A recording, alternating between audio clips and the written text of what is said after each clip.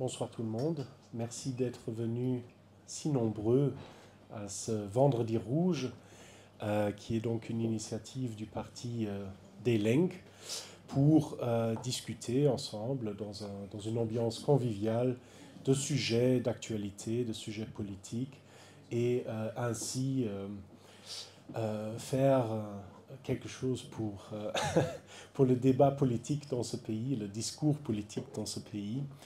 Euh, Nous accueillons aujourd'hui Norman Najari, qui est maître de conférence à l'université d'Édimbourg, en Écosse, sur une chaire de Black Francophone Studies. Norman, il est l'auteur de plusieurs livres sur des thématiques décoloniales, notamment son premier livre La dignité ou la mort, paru en 2019 aux éditions de La Découverte. Noirceur, race, classe et genre dans les études. Tu dois m'aider, Norman, pour compléter le titre. Race, classe, genre, pessimisme Oui. dans la pensée africaine et américaine au XXIe siècle. Exactement. Voilà. Et maintenant, je vais prendre mes notes. Je vais arrêter de frimer. Donc, le dernier livre qui est apparu, c'est Le rêve oublié de la politique radicale noire, le manifeste afro-décolonial aux éditions du Seuil en 2024.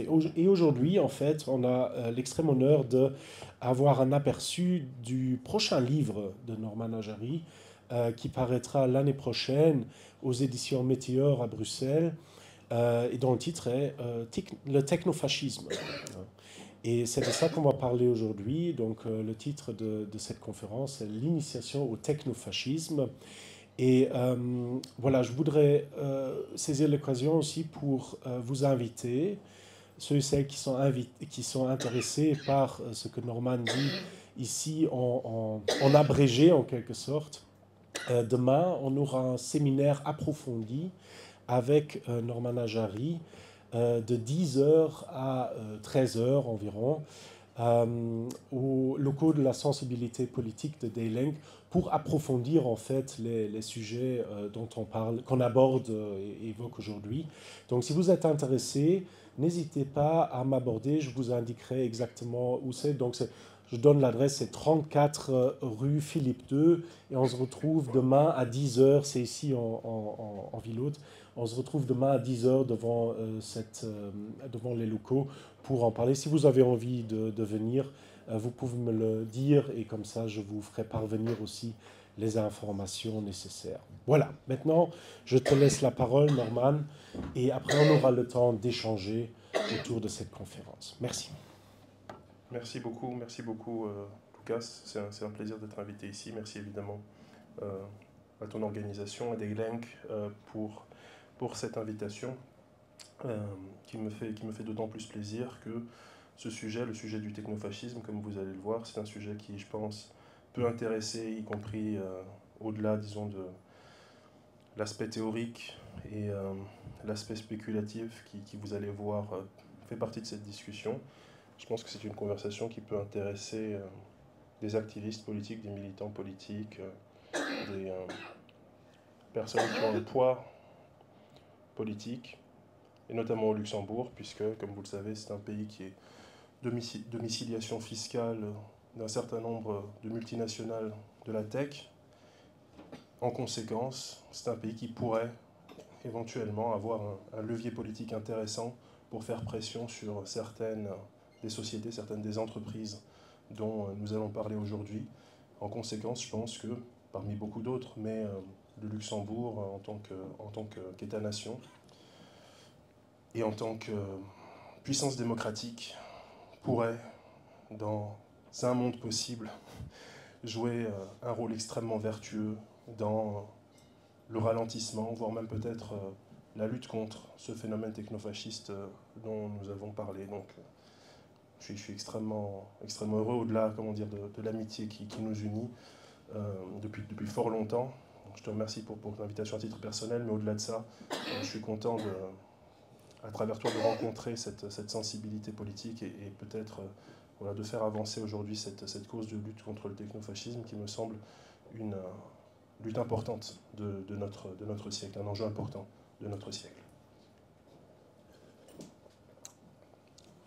Pour commencer, je tiens à préciser dans mon propos que ce technofascisme dont je vais parler, et ne vous inquiétez pas, je vais le définir, mais n'est pas le seul avenir possible du fascisme, ce n'est pas véritablement la seule comment dire, trajectoire fasciste à laquelle nous risquons de nous confronter au cours des années, des décennies à venir.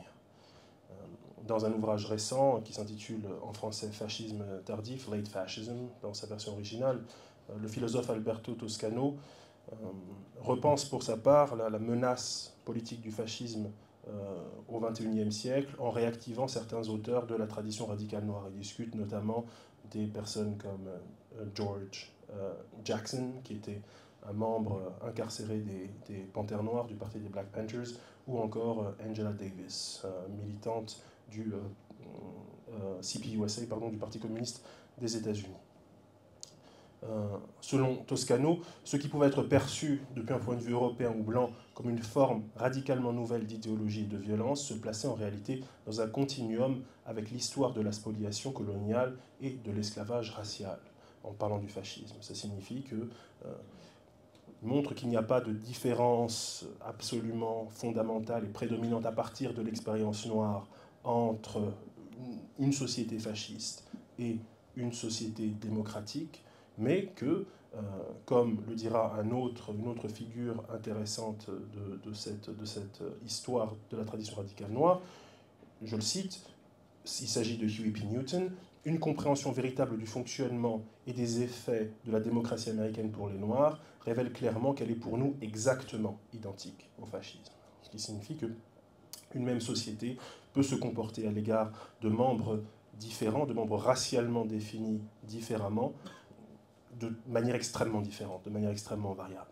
La même police ne va pas se comporter avec le noir comme avec le blanc, elle ne va pas se comporter avec le travailleur comme avec le bourgeois. Et ça, c'est quelque chose qui traverse cette théorie radicale noire au XXe siècle dans son réusage de la notion de fascisme et qui permet en retour de repenser la démocratie comme étant toujours habitée par ce qu'on appelle de plus en plus aujourd'hui un déjà-là fasciste, c'est-à-dire des institutions qui s'adressent de manière particulière à des populations particulières. C'est une sorte de société à plusieurs intensités de violence et plusieurs intensités d'écoute démocratique, si j'ose dire. Ça, c'est intéressant, d'autant plus si on comprend bien, pour le dire en termes marxistes, qu'il n'y a pas de différence essentielle entre l'appareil répressif d'un État démocratique et l'appareil répressif d'un État fasciste. Ce qui diffère entre les deux, ce n'est pas la quantité de flics, ce n'est pas le type de dispositif dont la police dispose, ce ne sont pas ses moyens de réprimer, combien de camions elle a, combien de flingues elle a. Ce qui diffère, c'est une dimension politique et une dimension idéologique qui sont assez différentes. Mais en réalité, toute cette dimension répressive, toute cette dimension des forces armées, des professionnels de la violence, si j'ose dire, il est très facile pour un État fasciste qui viendrait à prendre le pouvoir, il est très facile de l'utiliser pour ses propres usages. Il n'y aura pas besoin de réformes profondes de cette dimension répressive de l'État, là où c'est tout le dispositif démocratique et tout le dispositif idéologique, le pluralisme des médias par exemple, qui devront pour leur part être profondément remaniés afin de servir une doctrine fasciste. Donc une toute autre perspective sur le fascisme qui nous est proposée par une analyse telle que celle de Toscano. Son approche, en somme, c'est l'idée selon laquelle la menace fasciste aujourd'hui est celle d'une sorte de radicalisation autoritaire graduelle des démocraties libérales occidentales, qui tendrait de plus en plus vers la fascisation. Et à cet égard, la France, pays dont j'ai la nationalité, nous offre un sinistre exemple. l'objet de mon approche du technofascisme, qu'on s'entende bien, ce n'est pas du tout de remettre en cause un diagnostic tel que celui de Toscano, qui est partagé par d'autres comment dire, militants et d'autres auteurs, mais c'est de souligner le fait que, comme je le disais tout à l'heure, étant entendu que l'histoire n'est pas une téléologie, c'est pas une espèce de chemin tout tracé qui ne posséderait qu'une seule voie, non seulement le fascisme n'est pas inéluctable, ça c'est une bonne chose, mais malheureusement, la face sinistre de ce constat que l'histoire n'est pas encore tracée, c'est qu'il y a une multiplicité de voies possibles vers le fascisme. Et le technofascisme, c'est une autre voie possible vers le fascisme. Le technofascisme, c'est une voie dans laquelle la perspective, l'horizon fasciste ne se porte pas, ne se situe pas prioritairement en germe dans les défauts ou les faiblesses de nos démocraties libérales, mais dans les entreprises technologiques de la Silicon Valley, ce qu'on appelle couramment la tech. La tech comme foyer d'une nouvelle version ou d'une nouvelle vision du fascisme. On en a eu des spectacles assez sinistres, enfin, comment dire, une discussion qui est devenue absolument inévitable à partir du moment où, lors de la nomination de Trump, on a vu le multimilliardaire Elon Musk se fendre de 2 saluts nazis qui ont, d'une certaine manière, signé à des millions et des millions de spectateurs et de spectatrices cette image d'une reprise par l'homme qui symbolisait ce renouveau technologique et ce renouveau d'un capitalisme technologisé, son usage et sa jouissance des signes du fascisme. Mais il ne s'agit pas, selon moi, que d'une affaire de signes, il ne s'agit pas là que d'une affaire de symbolique. Il y a, au-delà de cette espèce de recyclage quasiment ludique des signes du fascisme traditionnel, une nouvelle idéologie et même une nouvelle pratique du pouvoir qui est incarnée par des gens donc, comme Elon Musk, sans doute plus profondément encore par l'investisseur et milliardaire états-unien d'origine allemande Peter Thiel ou un autre investisseur tel que Mark Andreessen, tous multimilliardaires. Pour définir cette notion de technofascisme, j'y insiste particulièrement car je crois que c'est une notion qui, et c'est normal, elle est extrêmement récente, est entourée d'un certain flou. Donc en faisant ce travail, disons, je le définis moi-même, je prends moi-même charge de le définir, quand j'essaie de décrire quelque chose, et je décide que bon, c'est ça qui s'appelle technofascisme. Le technofascisme n'existe pas dans le monde à l'état naturel, donc je soumets à la discussion une définition qui me semble être la définition la plus efficiente et la plus précise que j'ai pu trouver. Et je pense que pour bien définir ce phénomène-là, pour ne pas comment dire, le mêler à d'autres phénomènes qui ne sont pas nécessairement moins troublants ou moins effrayants, mais qu'il est nécessaire de se garder de confusion hâtive. Et il y a 2 phénomènes, ou 2 éléments de notre présent avec lesquels le technofascisme est très souvent confondu dans les conversations que l'on peut lire un petit peu partout autour de lui. C'est d'une part la figure de Donald Trump et d'autre part la question de l'intelligence artificielle. Or, je crois qu'il n'y a pas de lien nécessaire entre le technofascisme et Trump, et il n'y a pas de lien nécessaire entre le technofascisme et l'intelligence artificielle. Je crois que ce sont des phénomènes assez différents. C'est-à-dire que même en l'absence des explosions spectaculaires des développements de l'intelligence artificielle au cours de la dernière décennie, je crois que nous aurions eu affaire au développement du technofascisme, ou à quelque chose qui s'en approche. Et je crois que même sans l'accession au pouvoir de Donald Trump, le technofascisme tel que je vais le définir aurait été un problème pour nous. Pourquoi ?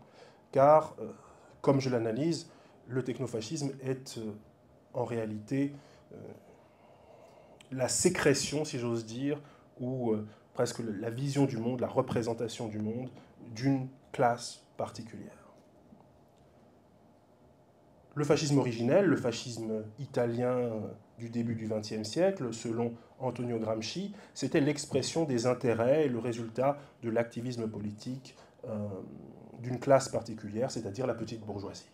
C'était la petite bourgeoisie qui était, comment dire, le fer de lance du fascisme et qui s'était saisi et avait fait fructifier cette idéologie politique afin d'asseoir son pouvoir et de servir ses intérêts économiques.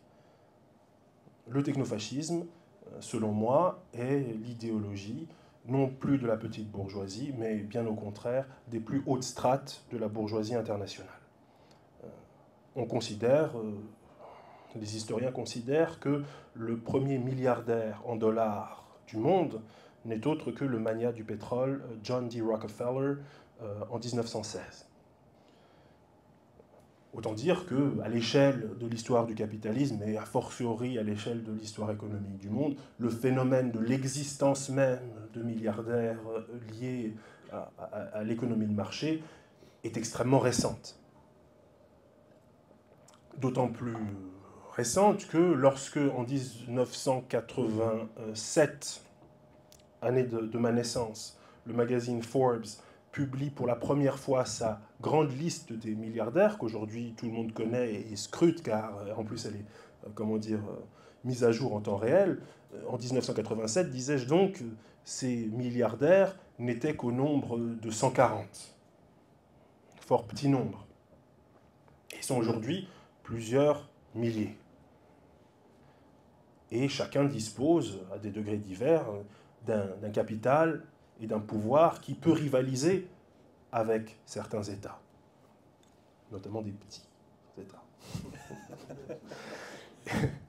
Et l'émergence du technofascisme, je l'interprète comme un premier choc qui est causé par la prise de conscience de cette nouvelle classe qu'on appelle couramment l'hyperclasse mondiale, c'est-à-dire vraiment les plus hautes strates de la bourgeoisie, qui représente un très petit nombre de personnes, mais qui est un phénomène d'apparence récente. Donc sa conscience d'elle-même est elle-même de facture récente, nécessairement, et je considère le technofascisme comme la première expression de la conscience de soi de cette classe sociale-là, qui, comment dire, n'est qu'à ce niveau massif, n'est qu'un phénomène relativement récent. Il est assez courant dans les discussions, notamment les discussions, disons, plus philosophiques que politologiques ou militantes, d'associer de façon assez franche l'émergence du technofascisme à l'apparition de l'intelligence artificielle, ou en tout cas à l'explosion de l'intelligence artificielle générative. Or, c'est tout à fait contestable, et notamment pour une raison surprenante, qui est que Peter Thiel, encore une fois, j'en reparlerai tout à l'heure, c'est une figure centrale du technofascisme. Pour Peter Thiel lui-même, le lien entre sa vision du monde à la fois libertarienne, c'est-à-dire économiquement extrêmement libérale, et autoritaire, est tout à fait contingent. Je me permets de vous citer une citation de Judy Peter Thiel en préface d'un ouvrage, de la réédition récente d'un ouvrage qui s'intitule The Sovereign Individual, qui est une sorte de manifeste, disons, libertarien, radical. En vérité, écrit Peter Thiel, le grand conflit pour notre futur mégapolitique ne fait que commencer. Dans sa dimension technologique, ce conflit a deux pôles, l'IA et la crypto. L'intelligence artificielle contient la promesse de résoudre enfin ce que les économistes appellent le problème du calcul. L'IA pourrait rendre possible le contrôle centralisé de toute une économie.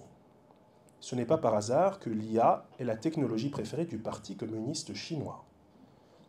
De l'autre côté, une cryptographie solide contient la promesse d'un monde décentralisé et individualisé. Si l'IA est communiste, la crypto est libertarienne. Fin de citation. Depuis, ça c'est quelque chose qu'il écrivait en 2001, il y a 5 ans. il n'y a pas très longtemps, mais évidemment, à l'échelle du développement de l'intelligence artificielle, c'est très long.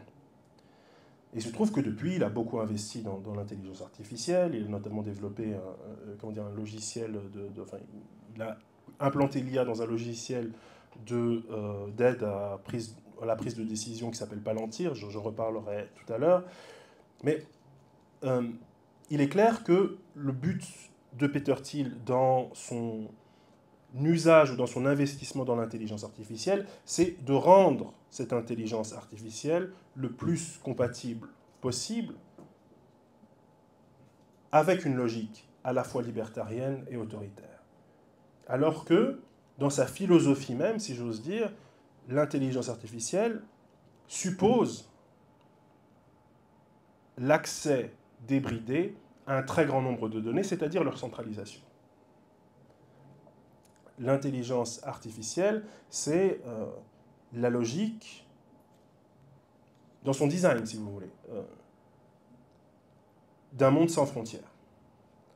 Là où, à l'inverse, la crypto, c'est-à-dire la cryptographie, en l'espèce, l'exemple qu'il donne, c'est celui des crypto-monnaies, c'est, dans sa philosophie et dans son design même, le fait d'empêcher l'accès à autrui à part une seule personne, l'accès à un certain nombre de biens. Là où l'IA, par définition, doit accéder au maximum de données possibles et ne supporte pas, ne pas avoir accès à des bases de données dont elle pourrait se nourrir. Donc, contrairement à ce qu'on peut penser, il y a à l'origine une opposition philosophique entre le meneur principal, l'idéologue principal du technofascisme qui est Peter Thiel, et l'intelligence artificielle. Son but, dans son rapport à l'intelligence artificielle, va être de la couler dans le moule de ses ambitions et de ses intérêts politiques, là où il peut embrasser sans aucune réserve l'état de fait de la philosophie actuelle des crypto-monnaies. Pour venir maintenant sur la question du rapport à Trump, il y a évidemment des interconnexions, des intérêts communs. On l'a vu avec la nomination de Elon Musk à la tête du département de l'efficience gouvernementale, même s'il n'a pas duré très longtemps, des connexions et des convergences d'intérêts entre un individu tel que Musk et un mouvement tel que ce que j'appelle le technofascisme. Mais il y a également entre ces deux forces, si j'ose dire, ces deux visions du monde, la vision du monde MAGA, quoi, Make America Great Again, le mouvement qui soutient Trump au sein du Parti républicain, et le technofascisme. Et c'est une différence fondamentale. Trump est,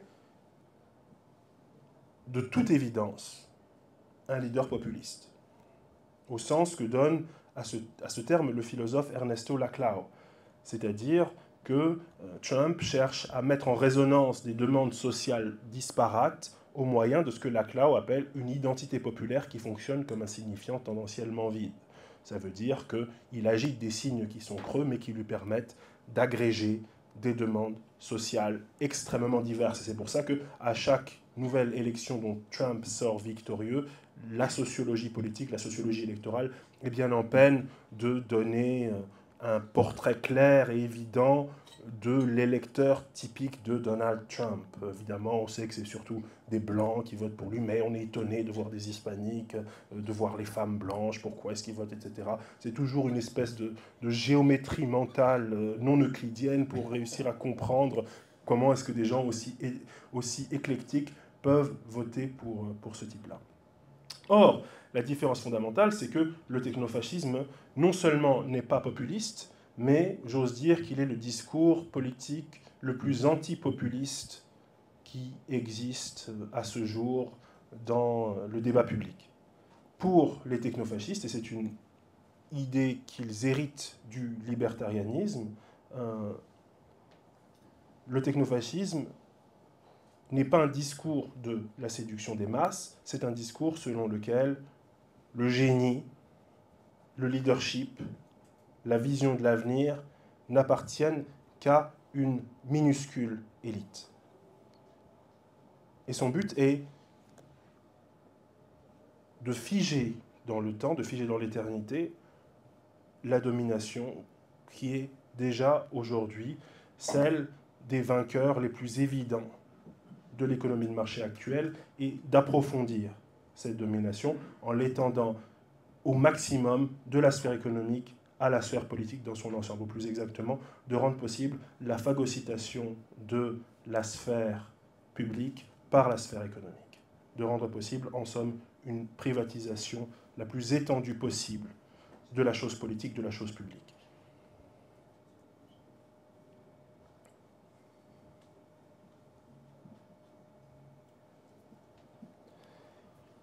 Les technofascistes pensent une stratégie politique, une stratégie de prise de pouvoir qui ne reposerait pas sur la démocratie.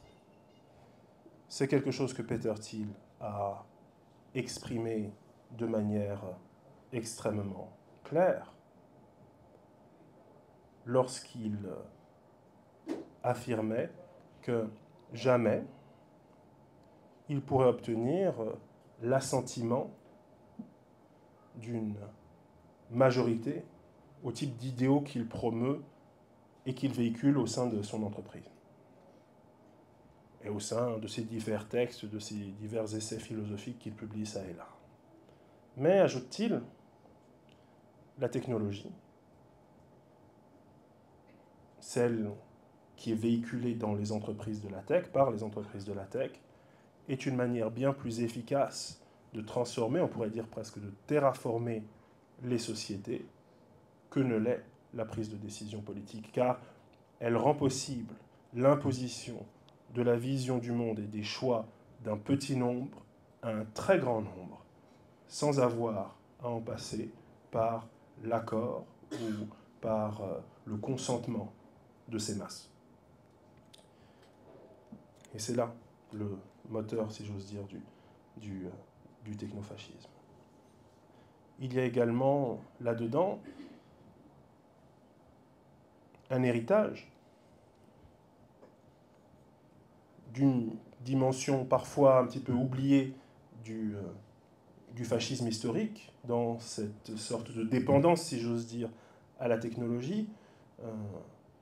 C'est la dimension qui a tant séduit Filippo Marinetti, qui était écrivain, meneur du mouvement futuriste italien, et adhérent de la première heure au parti fasciste, enfin, à peu près de la première heure. Et pour qui le programme futuriste, qui était, vous le savez sans doute, mais un avant-gardisme fondé sur le rêve des développements technologiques explosifs, l'apologie de la vitesse, l'apologie de l'intensité existentielle, du débordement musculaire et vital, bref, une espèce de vitalisme débordant, mais qui, comment dire, était adossé à une politique extrêmement nationaliste et qui appelait, comme les nationalistes italiens de l'époque, était aussi une autre tendance du fascisme, qui appelait à la restauration de la Rome impériale. On a donc là cette dimension que je qualifie, après l'idéologue fasciste Fay, que je qualifie d'archéofuturiste. C'est-à-dire une synthèse fantasmée entre les apports explosifs de la technologie la plus avancée et le retour aux valeurs et aux visions du monde les plus archaïques. En somme, l'idée selon laquelle les Occidentaux ne seraient jamais tant eux-mêmes que lorsqu'ils auraient les valeurs les moins progressistes, les valeurs les plus barbares, adossées à la science la plus débridée. Et d'ailleurs, c'est assez facile de s'adonner à ce fantasme, puisqu'on voit très souvent avec le principe de précaution, etc., que c'est la pensée libérale qui bride les développements de la science, qui dit, attendez, pas faire trop d'expérimentation sur les êtres humains. Quoi, pas d'expérimentation sur les êtres humains? Si, allez, il faut y aller, c'est ce genre de choses qu'il faut faire. Ce genre de verrous moraux qui sont, apposés par les droits humains, etc., eh bien, ce sont tout ce type de loquets historiques hérités de différentes, soit de différentes luttes sociales, soit de différentes luttes politiques, soit dérivées des valeurs, comment dire, des Lumières ou des valeurs libérales que l'idéologie technofasciste cherche à faire tomber. Je vais maintenant citer une définition un petit peu du technofascisme qui provient d'un ouvrage récent qui s'intitule Apocalypse Nerds par Nastasia Adjadji et Olivier Tesquet, parce que c'est un des rares textes qui s'est vraiment consacré à la question du technofascisme. Et puis après, je vais essayer de développer comment dire, certains aspects de cela et donner ma propre analyse. Alors je cite: ce que nous proposons d'appeler technofascisme, ce n'est pas la simple adjonction de gadgets sur un vieux corpus autoritaire, c'est un nouveau régime d'action modulaire, distribué, post-idéologique, où l'autorité s'administre comme un service et se déploie à l'ombre des institutions qu'elle aura préalablement affaiblies. Ici, la souveraineté n'est plus incarnée par un État, mais déléguée à des plateformes ou des réseaux contractuels organisés en network states. La souveraineté as a service est son modèle économique, la monarchie distribuée, sa forme politique. Ce n'est pas une dictature au sens traditionnel du terme, ni même un régime consolidé, mais une interface configurable, la fusion de la technique et de l'autorité, un coup d'État niché dans les tableurs Excel, des lignes de code et des modalités d'action délibérément opaques. Le technofascisme n'a pas de manifeste, mais il a un design. C'est un objet en train de réécrire le monde qui distribue l'autorité par l'infrastructure, un double effet de centralisation et de décentralisation. Fin de citation. Donc, l'un des aspects qui m'intéresse le plus dans cette description, c'est le rôle fondamental des firmes, des entreprises privées, et l'objectif sous-jacent du technofascisme, qui est une substitution, un remplacement progressif de l'État par ces firmes. C'est quelque chose de très intéressant qui a été dit par Mencius Moldbug, son vrai nom est Curtis Yarvin, dans un de ses textes, qui est que le problème du libertarianisme, vous le savez, c'est l'idéologie qu'on appelle parfois, même s'il y a des petites nuances, anarcho-capitaliste. C'est-à-dire, on est anarchiste, mais l'institution qui doit tout régir, c'est le capitalisme. Le problème de cette idéologie, ce qui a fait qu'elle a toujours échoué partout où elle a été expérimentée, ça ne marche jamais, ça crée des crises, etc., c'est que pour gérer une société, la concurrence, ça ne marche pas très bien. C'est aussi l'une des impasses du néolibéralisme. Mais le néolibéralisme l'avait, comment dire, surmonté, comme l'a bien montré Foucault dans son cours sur le sujet, en insistant sur le rôle de l'État comme régulateur et comme, comment dire, outil qui vient donner des coups de pouce au marché pour lui permettre de rester efficient et prévenir ces crises possibles. La concurrence, dans une logique libertarienne, ça ne marche pas très bien, ça crée des crises sans cesse, c'est un problème. L'avantage de la logique technofasciste, c'est qu'on s'est dit, mais de plus en plus, les entreprises contemporaines, les entreprises qui ont du succès, ce sont des monopoles. Amazon, monopole, Meta, monopole, Google, monopole. Tous les GAFAM, c'est monopole. Et quelques autres aussi, que des monopoles. Ce problème-là, de crise liée à la concurrence, etc., ne pose pas de problème quand on a un monopole. Et qu'est-ce que l'État lui-même, sinon un monopole? La perspective devient donc la substitution de l'État par une certaine configuration monopolistique. C'est ça la réponse finalement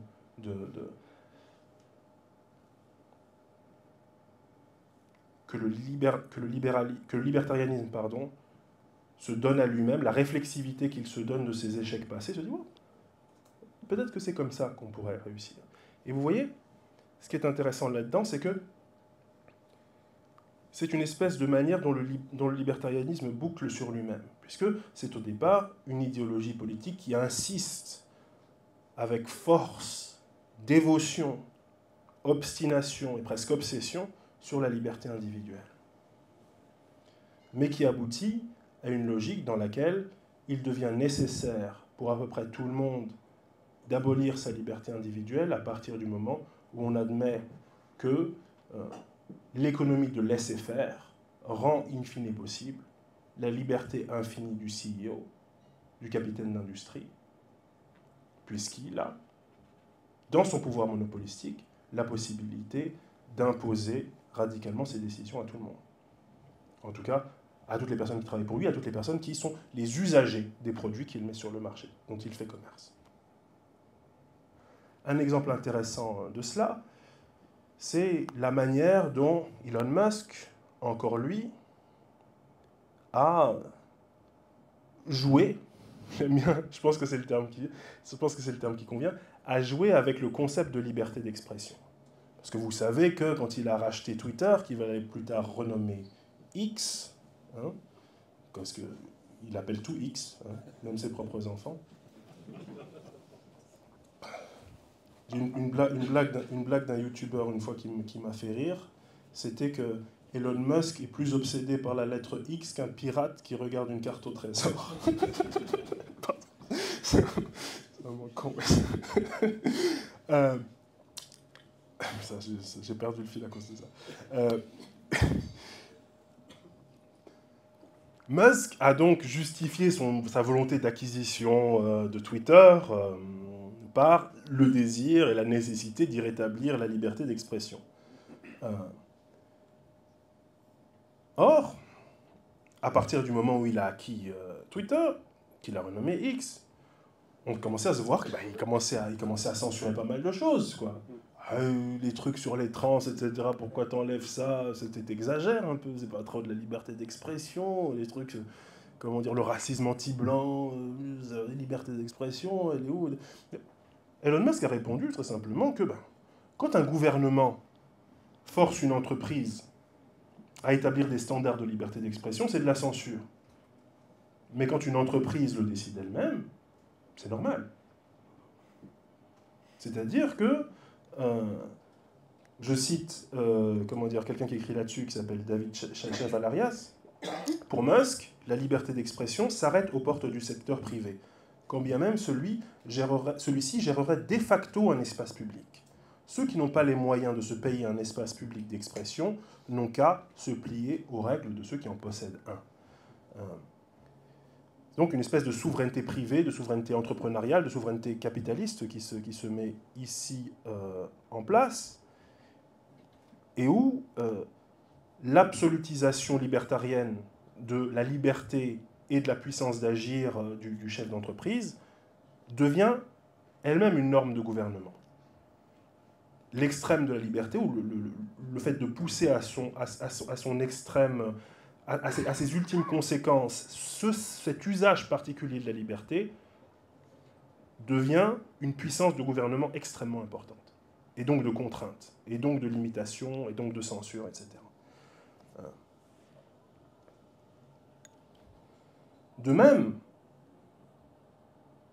je parlais tout à l'heure de Peter Thiel, c'est important de souligner cette dimension de son œuvre, si j'ose dire, de son travail, c'est que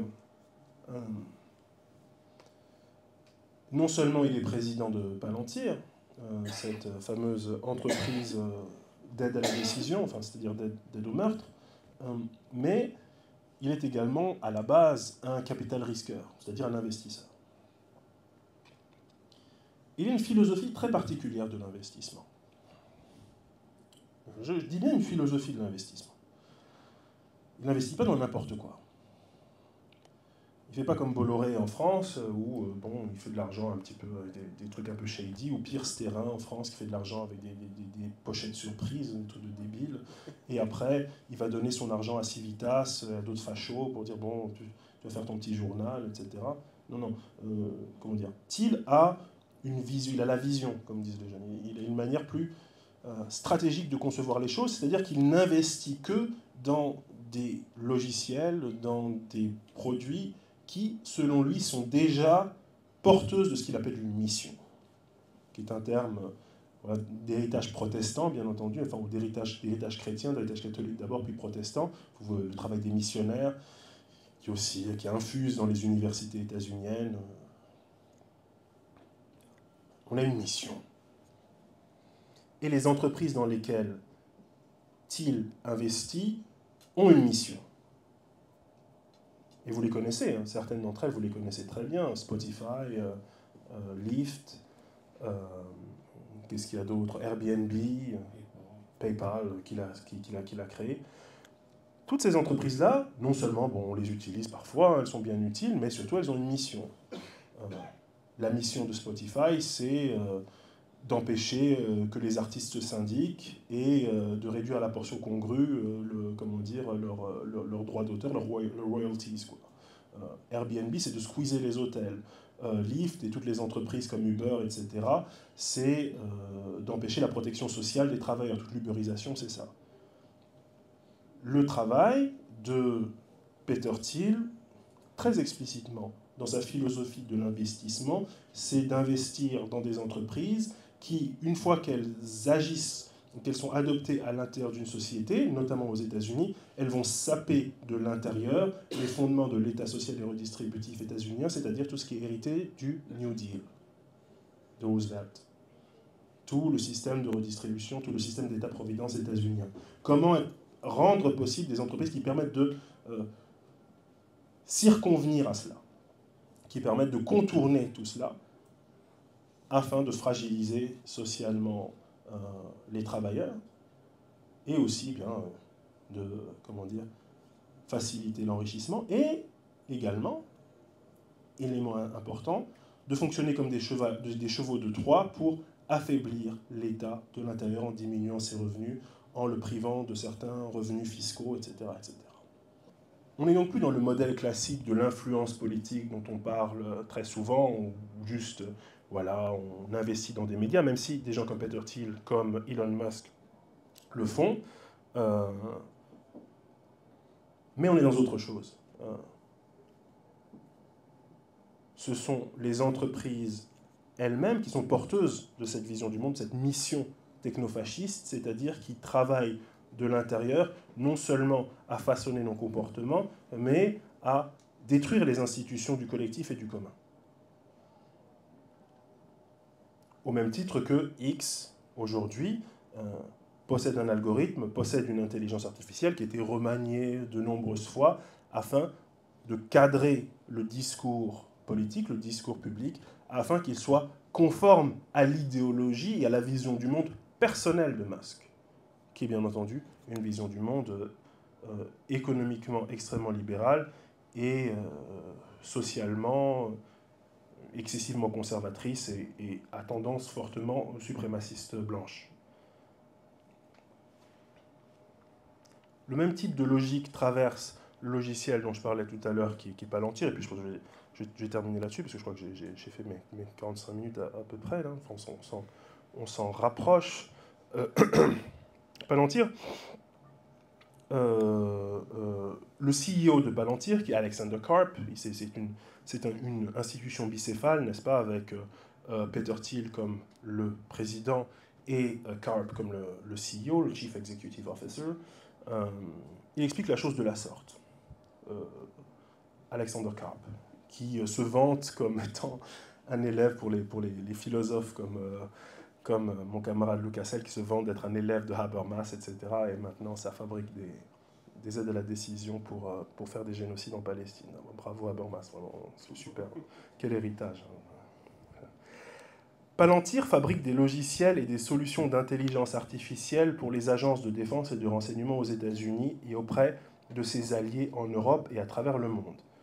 Notre travail est controversé et tout le monde n'est pas d'accord avec notre décision de construire des produits qui permettent la mise en place de systèmes offensifs d'armement. Mais c'est un choix que nous avons fait, quels qu'en soient les coûts et les difficultés. Palantir, c'est une entreprise qui fabrique ce que Karp lui-même appelle des kill chains numériques.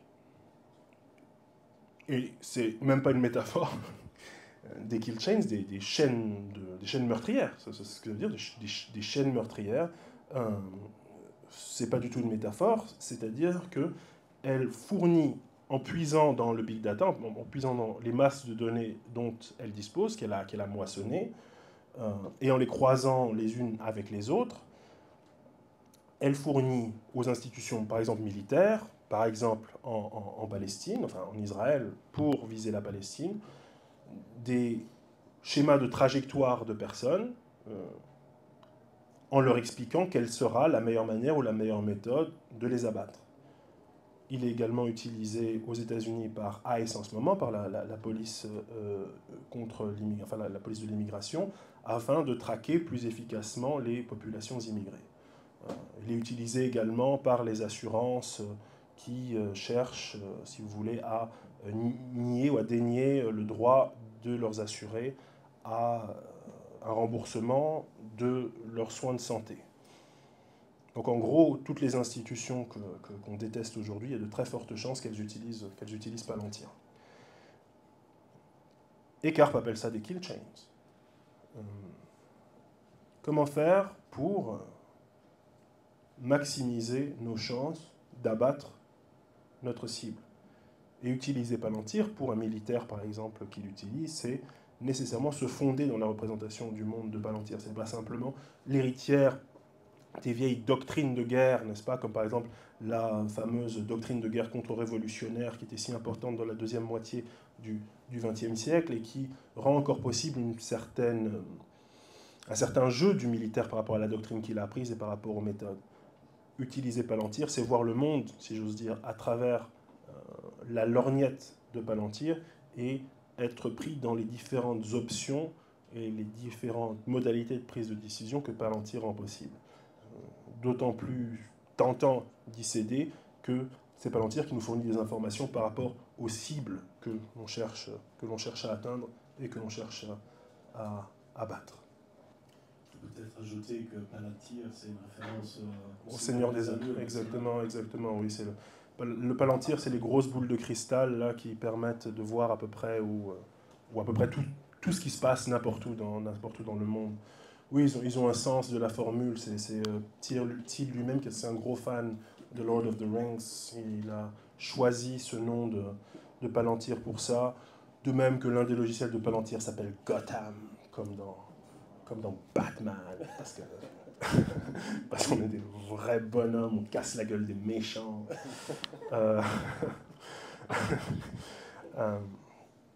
Ouais, il y en a d'autres comme ça. Foundry, un logiciel de Palantir qui s'appelle Foundry, parce que j'imagine, c'est chaud, c'est waouh. Bref, so cringe, so cringe.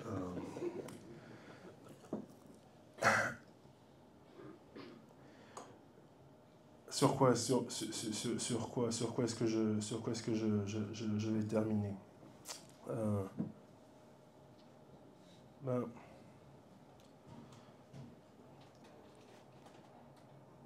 Peut-être justement, oui, sur cette question de la fin du néolibéralisme, revenir peut-être là-dessus, parce qu'il y a beaucoup de conversations, beaucoup de discussions théoriques, par exemple par l'ancien ministre de l'économie ou des finances, je ne sais plus grec, Yanis Varoufakis, autour de la question du techno-féodalisme, de la possibilité peut-être d'un passage à un nouveau mode de production qui serait le mode de production techno-féodal, ça veut dire avec ces entreprises qui tirent des rentes, etc.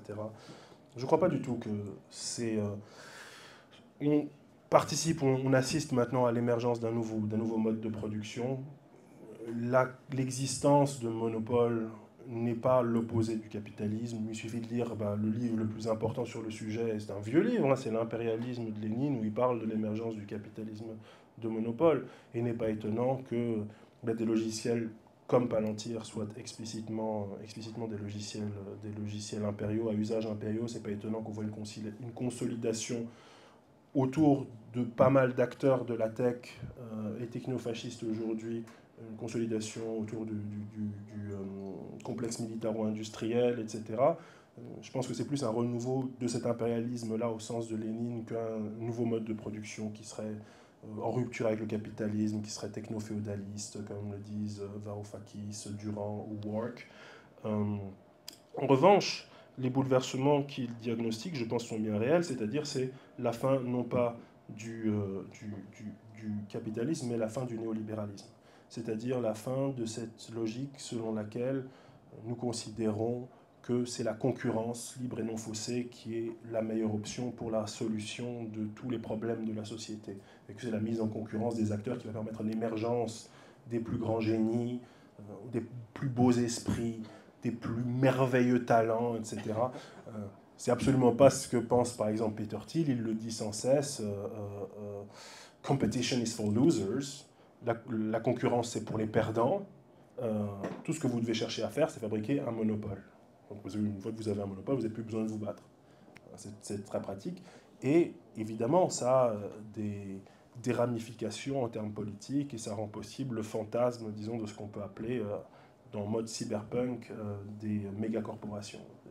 Une sorte de monopole absolu, ce qui serait la réponse économique ou comment dire, capitaliste au fantasme fasciste de l'État total, théorisé par Carl Schmitt, qui serait l'entreprise totale. L'entreprise qui a non seulement accès à toutes nos données, qui est capable de tout nous vendre, enfin qui est une espèce de méga Amazon. La logique de la concurrence n'est plus aujourd'hui celle qui est, je dirais, elle est encore présente comme l'idéal régulateur de beaucoup de nos institutions, mais elle n'est plus l'aspiration des capitalistes les plus puissants et les plus puissants eux-mêmes. C'est-à-dire qu'eux-mêmes ont perdu cet ethos qui était celui, comment dire, l'éthos guerrier, disons, qui était celui qui traverse les romans d'Ayn Rand, qui traverse beaucoup de théorisation du capitalisme au cours du XXe siècle, selon laquelle c'était la lutte sur le marché qui allait permettre l'émergence du talent le plus prééminent. On est passé maintenant à véritablement un ethos, je dirais, du règne, un ethos, un ethos du souverain, et où ce qui compte, ce n'est pas tant la bataille sur le champ de bataille du marché que le règne monopolistique sur sur un marché fermé acquis, à partir duquel il devient possible de peu à peu phagocyter l'État. Ce que Palantir fait en moissonnant les données, par exemple en moissonnant les données de la sécurité sociale de Grande-Bretagne, NHS, National Health Service, ces idiots de NHS ont acheté à grands frais Palantir. Et donc non seulement ils donnent de l'argent à Palantir, mais ils donnent accès aux données d'absolument tous les citoyens et les résidents, y compris votre humble serviteur, de Grande-Bretagne, sur leurs données de santé. C'est-à-dire que non seulement ils les payent, mais ils les payent pour acquérir des données d'une valeur absolument gigantesque pour n'importe quelle entreprise qui travaille sur du big data et de l'intelligence artificielle. Donc je pense que nous assistons à la fin du néolibéralisme, qui n'est pas la fin du capitalisme, mais ce qui lui succède, cette logique monopolistique, c'est ce qui rend possible l'émergence de l'entrepreneur, non plus seulement comme un capitaine d'industrie, mais, si j'ose dire, comme un généralissime d'industrie, comme un fureur d'industrie, comme un duce d'industrie. Bon, on peut en faire plein.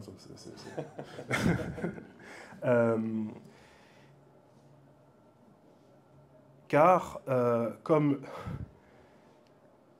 le dit très bien Curtis Yarvin, l'un des intellectuels dont j'ai déjà parlé, fondamentaux du technofascisme, si des entreprises comme Apple fonctionnent si bien, si elles font des si beaux produits, c'est parce que ce sont des monarchies.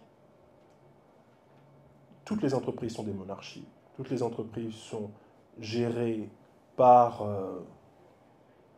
un individu qui a à peu près les coups des franges pour faire à peu près tout ce qu'il veut. Et il dit, c'est pour ça qu'elles sont si efficaces. Toute l'histoire de la gauche, notamment Jean Jaurès, quand il parle de la démocratie dans les usines, ça consiste à dire, il y a de la démocratie à peu près partout dans la société, sauf dans les entreprises. Eh bien, la réponse des technofascistes, ça consiste à dire, c'est pour ça que partout dans la société ça ne marche pas et que les entreprises ça marche. Donc il faut faire exactement l'inverse. Il y a trop de démocratie partout ailleurs. Il ne faut pas amener la démocratie dans l'entreprise, il faut amener la suprématie et la souveraineté entrepreneuriale dans l'ensemble du corps social. Et en gros, c'est ça, pour résumer, la philosophie fondamentale du technofascisme. Voilà. Merci.